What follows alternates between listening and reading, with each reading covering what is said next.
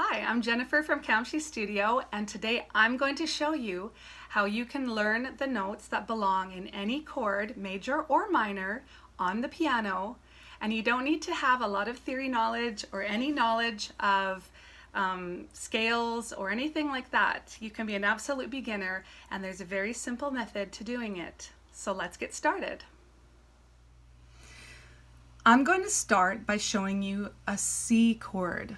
Okay, so a chord is 3 notes made up in order from the first note, that's what we call a third, and a fifth. Okay, and I'll probably give more little theory snippets, but for now, let's just think about it as 3 notes that are in order. So we find our first note is the one that names our chord. So if we're looking for a C chord, we start with a C note.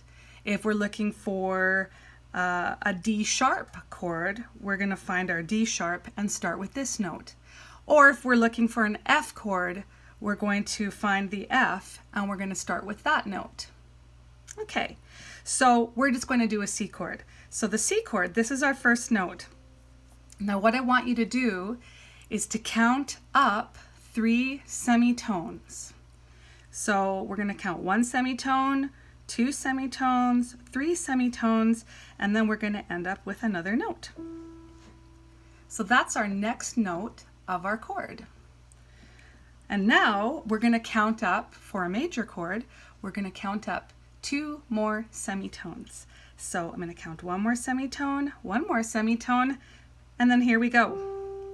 So there you have it. We have a C, an E, and a G, and that makes our C major chord. Now you might have already known that, but let's try this method with B flat major. So let's find our B flat. That's our first note, B flat. Let's count up 3 semitones, 1, 2, 3, and now we're going to go to the next note. So we have a B flat, we have a D. Now let's find our next note. Count up a semitone, count up a semitone, and then here we go. That's our next note. So that's our B flat chord. And so the next note is the F. So we have B flat, D, and F. So B flat, D, and F are the notes of your chord. Let's do one more. So let's go to an A flat major chord. Okay, so find your A flat.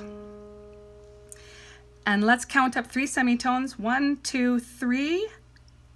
Then we have our next note, so we have a C. And then let's count up 2 more, 1, 2. And then the next note is our next note of the chord, which is an E flat.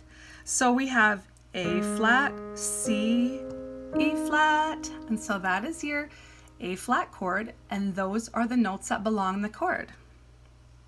Now, the difference between a minor chord and a major chord is that middle note.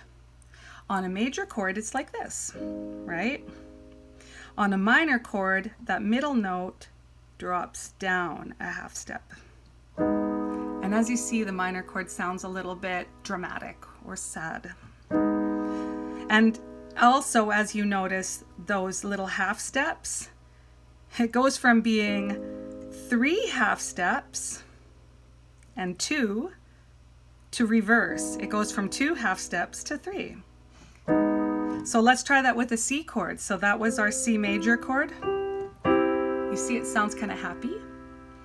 And then if I take that middle note and I drop it a half step, now, as you can see, it sounds a little bit sad, and it has a different spacing between it. So the difference between a major chord and a minor chord is that middle note, whether it's going one direction or the other. So for a minor chord, you have your root note, which is the name of your chord, like let's just say C chord.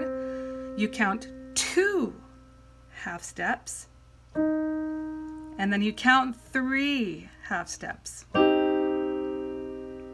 And And so that's how you can find out what your notes are. Now, there are many ways that you can play those notes all together, and those are called inversions, and I'll probably give a video about that.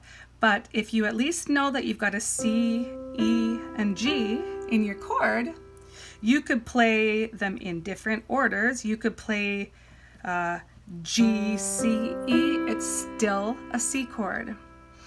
Or you could play it with your E down here, and it's still a C chord. So no matter how you rearrange the notes, your C, your E, and your G, it doesn't really matter how you rearrange them, it's still that chord. So the most important thing is to be able to find out from the start, what are the notes of my chord, and then you can rearrange them on the piano however you want. So there you have it. I hope that that was a useful little tutorial, and if you did like this information and you wish to see more videos of this type, please like and subscribe, button below, and I will really be happy to make you more videos like this so that you can learn all the little tips and tricks that I use with my students. Have an awesome day. Bye.